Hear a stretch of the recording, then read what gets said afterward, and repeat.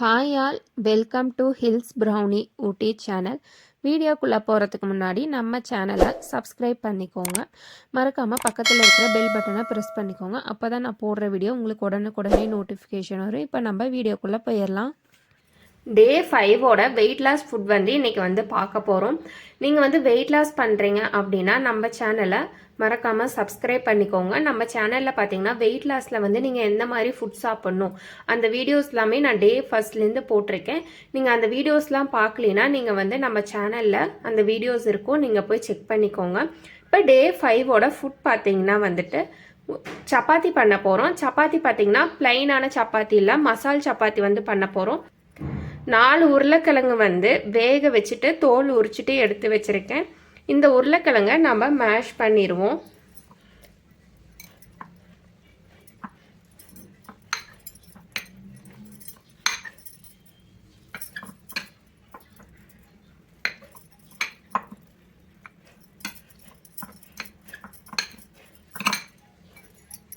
உருளைக்கிழங்கு பார்த்தீங்கன்னா நல்லா மேஷ் பண்ணியாச்சு. இப்போ இது ஒரு ஓரமாக இருக்கட்டும். சப்பாத்திக்கு வந்து மாவு பிசையறதுக்கு ஒரு பவுல் வந்து எடுத்து வச்சிருக்கேன். இப்போ கோதுமை மாவு வந்து நம்ம சேர்த்துக்கலாம். சப்பாத்திக்கு மாவு பிசையறதுக்கு இந்த கப்பில் 1 கப் மாவு வந்து இந்த பவுலில் வந்து நான் சேர்த்துக்கிறேன். இந்த கப்பில் 1 கப் மாவுக்கு பார்த்தீங்கன்னா 250 கிராம் இருக்கும். நான் வந்து இன்னைக்கு பண்ண போகிற சப்பாத்தி பார்த்தீங்கன்னா 1/2 கிலோவில் பண்ண போகிறேன். இன்னொரு கப் வந்து நம்ம மாவு சேர்த்துக்கலாம். இன்னொரு கப் சேர்த்தோன்னா 250 கிராம் 500 கிராம் ஆயிரும். இன்னொரு கப் மாவு வந்து சேர்த்துக்கிறேன். மாவுக்கு தேவையான அளவு உப்பு போட்டுக்கிறேன். 1/4 ஸ்பூன் அளவு சீரகம் போட்டுக்கிறேன். சாட் மசாலா ஒரு 1/4 ஸ்பூன் அளவு போட்டுக்கிறேன். மிளகாத்தூள் ஒரு 3/4 ஸ்பூன் இருக்கிற மாதிரி சேர்த்துக்கிறேன். காரத்துக்கு ஏற்ற மாதிரி நீங்கள் மிளகாத்தூள் வந்து சேர்த்துக்கோங்க. ஒரு பெரிய வெங்காயம் பொடி பொடியாக கட் பண்ணி வச்சுருக்கேன். ஒரு கொத்து கருவேப்பிலை பொடி பொடியாக கட் பண்ணி வச்சுருக்கேன். மல்லித்தலை கட் பண்ணி வச்சுருக்கேன். அது எல்லாமே சேர்த்துக்கலாம். மேஷ் பண்ணி வச்சிருக்கிற உருளைக்கிழங்கு வந்து நம்ம சேர்த்துக்கலாம்.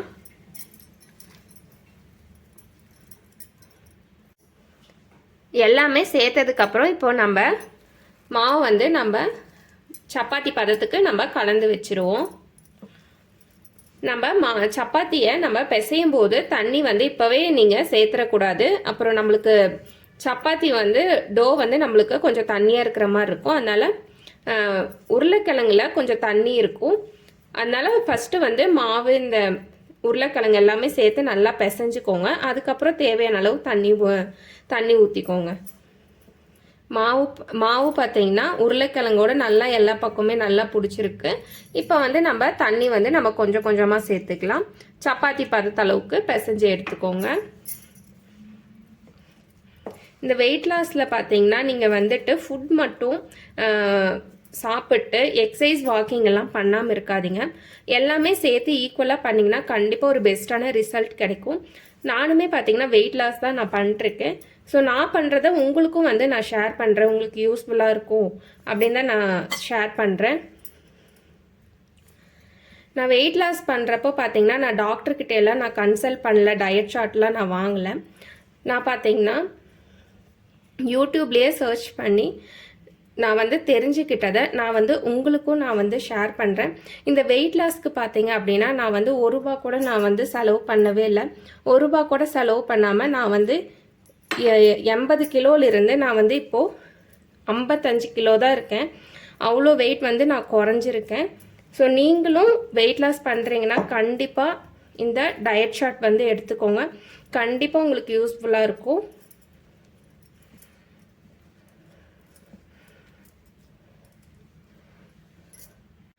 சப்பாத்தி பதத்துக்கு பார்த்தீங்கன்னா மாவை வந்து நல்லா பிசைஞ்சு வச்சுட்டோம். இதுக்கு ஒரு ஓரமாக இருக்கட்டும். இதுக்கு வந்து நீங்கள் எந்த கிரேவி எந்த சட்னியுமே தேவையே இல்லை.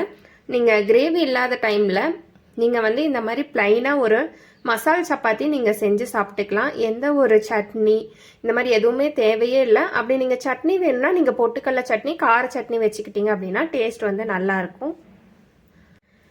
சுண்டல் பார்த்தீங்கன்னா கருப்பு சுண்டல் வந்து இந்த மாதிரி ஒரு பவுலில் வந்துட்டு நான் அளந்து ஒரு கப் வந்து ஊற வச்சுருக்கேன். நேற்று நைட்டே பார்த்தீங்கன்னா சுண்டல் வந்து ஊற வச்சுட்டேன். சுண்டல் வந்து நல்லாவே ஊறிடுச்சு. இப்போ நம்ம அடுப்பில் வச்சு நம்ம வேக வச்சு நம்ம இறக்கிக்கலாம். இது வந்து நம்ம வந்து ஈவினிங் டைம் சாப்பிட போகிறோம், அதனால் இப்போவே நான் வந்து வேக வச்சு நான் இறக்கிக்கிறேன். குக்கர் பார்த்திங்கன்னா அடுப்பில் வச்சுட்டேன். சுண்டலில் இருக்கிற தண்ணி நல்லா கொதிச்சு வந்துடட்டும், நம்ம குக்கர் மூடி போட்டுக்குவோம். சோயா பார்த்திங்கன்னா சுடு தண்ணியில் வந்து ஊற வச்சுருக்கேன். அரை மணி நேரம் பக்கம் போல் சோயா நம்மளுக்கு ஊறிடுச்சு. இன்றைக்கி டே 5ஓட வெயிட் லாஸ் ஃபுட் பார்த்திங்கன்னா சப்பாத்தி பண்ண போகிறோம். சப்பாத்தி பார்த்திங்கன்னா மசால் சப்பாத்தி பண்ண போகிறோம். இதுக்கு வந்து நம்ம சட்னி எதுவுமே நம்ம செய்ய போகிறதில்ல. சட்னி வேணும் அப்படின்னா நீங்கள் கார சட்னி, பொட்டுக்கடலை சட்னி வந்து நீங்கள் மசால் சப்பாத்திக்கு வந்து வச்சுக்கலாம். டேஸ்ட் வந்து நல்லாயிருக்கும்.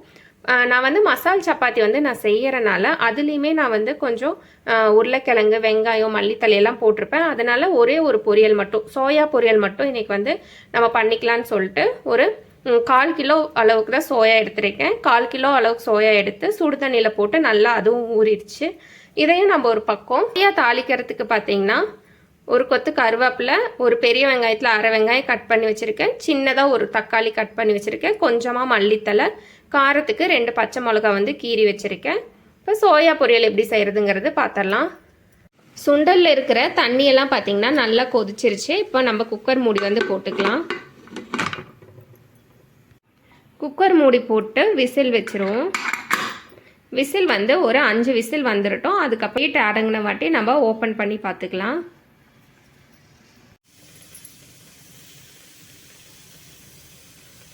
சோயா பொரியலுக்கு பார்த்தீங்கன்னா அடுப்பான் பண்ணி ஒரு பாத்திரத்தில் எண்ணெய் ஊற்றி வச்சுட்டேன். எண்ணெய் வந்து நல்லா சூடாயிடுச்சு. கொஞ்சமாக சோம்பு போட்டுக்கிறேன். ஒரு கொத்து கருவேப்பிலை, கொஞ்சமாக வெங்காயம், 2 பச்சை மிளகா எல்லாமே போட்டு நல்லா கலந்து விட்டுக்கோங்க. வெங்காயம் வந்து லைட்டாக வணங்கினா போதும், ரொம்ப நேரம் வணங்க தேவையில்லை.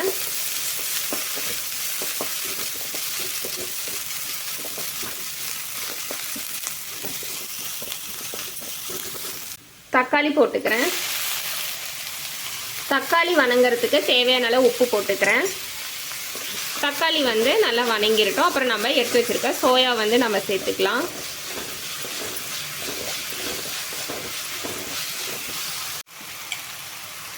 தக்காளி நல்லா வணங்கிருச்சு. ஒரு ஸ்பூன் அளவு இஞ்சி பூண்டு பேஸ்ட்டு சேர்த்துக்கிறேன். இஞ்சி பூண்டு பேஸ்ட்டோட பச்சை வாசம் போகிற அளவுக்கு நல்லா வணக்கிக்கோங்க.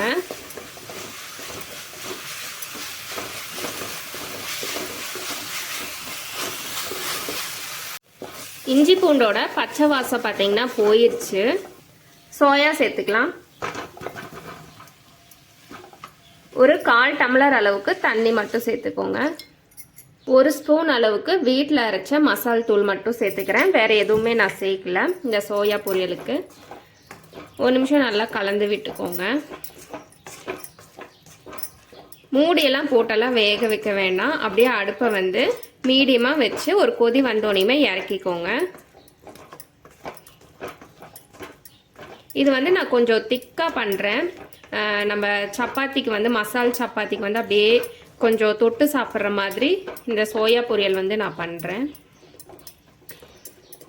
ஒரு கொதி வந்துட்டோம், நம்ம இறக்கிக்கலாம். சுண்டல் பார்த்தீங்கன்னா நம்மளுக்கு 5 விசில் வந்து ஸ்டீமும் இறங்கிருச்சு. இப்போது நம்ம வெயிட் ஓப்பன் பண்ணி பார்த்துக்கலாம். சுண்டலில் இருக்கிற தண்ணியை நீங்கள் ஃபில்ட்ரு பண்ணிட்டு நம்ம எப்போவுமே தோசை, சப்பாத்தியெல்லாம் சாப்பிட்டதுக்கப்புறம் இந்த தண்ணியை வந்து நீங்கள் குடிச்சிக்கலாம். நம்ம எப்போவுமே சாப்பாடு செய்தோன்னு சாப்பிட்டதுக்கப்புறம், தோசை இந்த மாதிரி சாப்பிட்டதுக்கப்புறம் பச்சை தண்ணி குடிப்போம். அந்த டைமில் இந்த தண்ணி கூட குடிச்சிக்கலாம், ஹெல்த்தியும் கூட. நான் இந்த தண்ணி வந்து ஃபில்ட்ரு பண்ணிவிட்டு நான் குடிக்க போகிறேன். இந்த சுண்டல் பார்த்திங்கன்னா நம்ம வந்து ஈவினிங் டைம் வந்து நம்ம சாப்பிட போகிறோம். ஒரு 6 o'clock வந்து சாப்பிட போகிறோம். இதை நீங்கள் தாளித்து விட்டுக்கிறனாலும் நீங்கள் தாளித்து விட்டுக்கலாம். நான் வந்து தாளித்து விடல, அப்படியே வேக வச்ச சுண்டலோட சால்ட்டு மட்டும் நான் போட்டு சாப்பிட்டுக்கிறேன். நான் சோயா பார்த்திங்கன்னா நம்மளுக்கு வந்து கொஞ்சம் கெட்டியான பதத்தில் வந்து இருக்குது. போதும், நம்ம இந்த டைமில் வந்து நம்ம இறக்கிக்கலாம். இறக்கிறதுக்கு முன்னாடி கொஞ்சமாக மல்லித்தலை, கருவேப்பிலை தூவிக்கிறேன். சோயா பொரியல்னு சொல்கிறதா கிரேவின்னு சொல்கிறதான்னு தெரியல. இதுவும் நம்மளுக்கு பார்த்திங்கன்னா ரெடி ஆயிடுச்சு. இதுவும் நம்மளுக்கு ஒரு ஓரமாக இருக்கட்டும். நீங்கள் பொரியல்னு சொல்லலாம். நம்ம சப்பாத்திக்கு வந்து தொட்டு சாப்பிட்ற மாதிரி நான் கொஞ்சம் திக்காக இருக்கணும் அப்படின்னு சொல்லி நான் கொஞ்சம் திக்காக செஞ்சுருக்கேன். பொரியல் பதத்துக்கு இல்லாமல் கொஞ்சம் திக்காக செஞ்சுக்கிறேன். நீங்கள் வந்து கொஞ்சம் பொரியல் பதத்துக்கு செய்கிறீங்க அப்படின்னா நீங்கள் தண்ணி எதுவும் ஊற்ற வேண்டாம். தண்ணி வந்து லைட்டாக ஒரு கையளவுக்கு தளிச்சிட்டு நீங்கள் வேக வச்சு எடுத்துட்டிங்கன்னா போதும். இப்போ இதை நம்ம இறக்கிக்குவோம். சப்பாத்திக்கு வந்து மாவு வந்து நம்ம தேய்ச்சி எடுத்துக்கலாம். உருண்டை பிடிக்கிறது பார்த்தீங்கன்னா உங்கள் விருப்பம் தான். நீங்கள் பெருசாக வேணும்னா நீங்கள் பெருசாக உருண்டை பிடிச்சிக்கலாம்.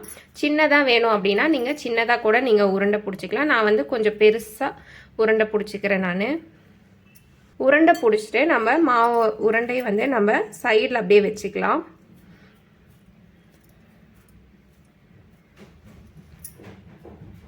சப்பாத்திக்கு மாவு தேய்க்கிறதுக்கு ஒரு கட்டை எடுத்திருக்கேன். கட்டையில் கொஞ்சமாக மாவு வந்து தூவிக்கலாம். உருட்டி வச்சிருக்க சப்பாத்தி டோ வந்து நம்ம வச்சுக்குவோம். 2 பக்கமே மாவில் வச்சு நல்லா பரட்டிக்கோங்க. அப்போ தான் வந்து சப்பாத்தி வந்து கொஞ்சம் கிராக்ஸ் வராது. இப்போ நம்ம சப்பாத்தி ரோலர் வச்சு நம்ம தேய்ச்சிக்கலாம். தேய்க்கிறப்ப கொஞ்சம் மெதுவாக தேய்ங்க. இல்லைன்னா நம்ம வெங்காயம், உருளைக்கிழங்கு, மல்லித்தலை, கருவேப்பிலையெல்லாம் போட்டிருப்போம். அந்த ஸ்டஃபிங் எல்லாம் வெளியே வந்துடும். அதனால் கொஞ்சம் பொறுமையாக தேய்ங்க. ஃபாஸ்ட்டாக தேய்க்க வேணாம். 2 பக்கம் திருப்பி திருப்பி அப்படியே கொஞ்சம் தேய்ச்சிக்கோங்க. சப்பாத்திக்கு வந்து நம்ம தேய்ச்சி எடுத்துட்டோம். இங்கே பாருங்கள் எவ்வளோ நல்லா இருக்குன்னு பாருங்கள். அதே மாதிரி தடியும் பாருங்கள் சைடில் இந்த மாதிரி இருக்கிற மாதிரி பார்த்து எடுத்துக்கோங்க. இப்போ இதை நம்ம வந்து சப்பாத்தி நம்ம சுட்டு எடுத்துருவோம். தோசைக்கல் பார்த்திங்கன்னா சூடாயிருச்சு. இப்போது நம்ம சப்பாத்தி வந்து நம்ம வச்சுருவோம். கொஞ்சமாக எண்ணெய் ஊற்றிக்கோங்க. வெந்துடட்டும், அப்புறம் நம்ம திருப்பி போட்டுக்கலாம். சப்பாத்தி பார்த்திங்கன்னா வெந்துருச்சு. இப்போ நம்ம வந்து திருப்பி போட்டுக்கலாம். கொஞ்சமாக எண்ணெய் விட்டுக்கோங்க.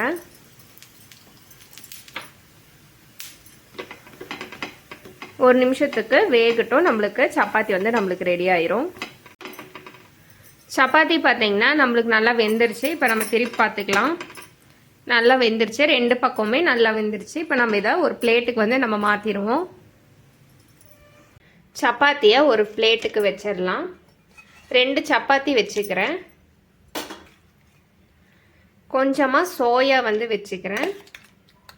சோயா பொரியல், கிரேவி எது வேணால் எப்படி வேணால் நீங்கள் சொல்லிக்கலாம். அது நான் கொஞ்சமாக வச்சுருக்கிறேன். இதுதான் பார்த்திங்கன்னா டே 5ஓட நம்மளுக்கு ஃபுட்டு. 2 சப்பாத்தி, சோயா எடுத்திருக்கேன். டைம் பார்த்திங்கன்னா 12 மணி ஆயிடுச்சு. இப்போ வந்து நான் வந்து சாப்பிட போகிறேன். டைம் பார்த்திங்கன்னா 5:45 ஆயிடுச்சு. இப்போ நம்ம வந்து ஈவினிங் ஸ்நாக்ஸ் வந்து நம்ம சாப்பிட்டுக்கலாம். ஈவினிங் பார்த்திங்கன்னா இந்த சுண்டல் தான் நான் வந்து சாப்பிட போகிறேன். இது வந்து நான் வந்து தாளிச்சு விடலை, அப்படியே வந்து வேக வச்சுட்டு சால்ட் மட்டும் நான் போட்டிருக்கிறேன். நீங்கள் வேணால் நீங்கள் பெப்பர் கூட நீங்கள் போட்டுக்கலாம். தாளித்து சாப்பிட்றனாலும் நீங்கள் தாளிச்சு விட்டு வெங்காயம் இது வணக்கிட்டு நீங்கள் சாப்பிட்டீங்கனாலும் டேஸ்ட் நல்லாயிருக்கும். வெயிட் லாஸ் டைமில் வந்து இந்த மாதிரி வேக வச்சு சாப்பிட்றது தான் நல்லது, தாளித்து சாப்பிட்றத விட. அதனால நான் இந்த மாதிரி வேக வச்சு மட்டும் நான் சாப்பிட்டுக்கிறேன். தோசைக்கல் பார்த்திங்கன்னா சூடாயிருச்சு. இப்போது நம்ம சப்பாத்தி வந்து நம்ம வச்சுருவோம். கொஞ்சமாக எண்ணெய் ஊற்றிக்கோங்க. வெந்துடட்டும், அப்புறம் நம்ம திருப்பி போட்டுக்கலாம். சப்பாத்தி பார்த்திங்கன்னா வெந்துருச்சு. இப்போ நம்ம வந்து திருப்பி போட்டுக்கலாம். எண்ணெய் விட்டுக்கோங்க.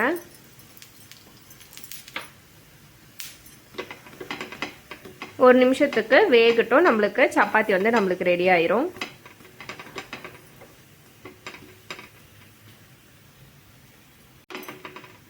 சப்பாத்தி பார்த்திங்கன்னா நம்மளுக்கு நல்லா வெந்துருச்சு. இப்போ நம்ம திருப்பி பார்த்துக்கலாம். நல்லா வெந்துருச்சு. 2 பக்கமே நல்லா வெந்துருச்சு. இப்போ நம்ம இதை ஒரு பிளேட்டுக்கு வந்து நம்ம மாற்றிடுவோம். டைம் பார்த்திங்கன்னா 6:45 ஆயிடுச்சு. இப்போ பார்த்திங்கன்னா நான் வந்து நைட் டின்னர் வந்து நான் சாப்பிட போகிறேன். நைட் டின்னருக்கு பார்த்திங்கன்னா 2 சப்பாத்தி வச்சுக்கிறேன். மதியானம் செஞ்ச கொஞ்சமாக சோயா பொரியல், கிரேவி ரெண்டுமே பொரியல் மாதிரியும் செஞ்சுருக்கேன், கிரேவி மாதிரியும் செஞ்சுருக்கேன். அது வச்சுக்கிறேன். கொஞ்சமாக வாழைக்காய், உருளைக்கிழங்கு பொரியல் இதையும் கொஞ்சமாக வச்சுக்கிறேன். நைட் டின்னருக்கு பார்த்திங்கன்னா இதுதான் சாப்பிட போகிறேன். வெயிட் லாஸ் வீடியோ பிடிச்சிருந்தா வீடியோக்கு ஒரு லைக் பண்ணிடுங்க. அப்படியே நம்ம சேனலையும் சப்ஸ்கிரைப் பண்ணிடுங்க. பக்கத்தில் இருக்கிற பெல் பட்டனை ப்ரெஸ் பண்ணிக்கோங்க. நன்றி.